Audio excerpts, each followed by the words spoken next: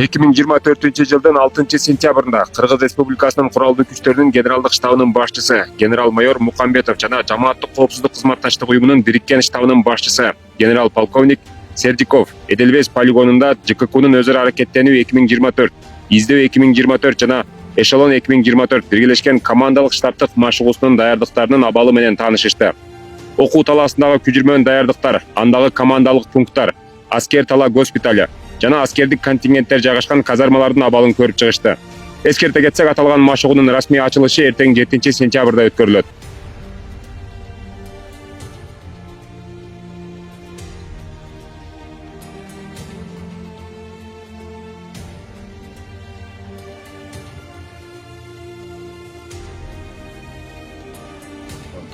Самодол.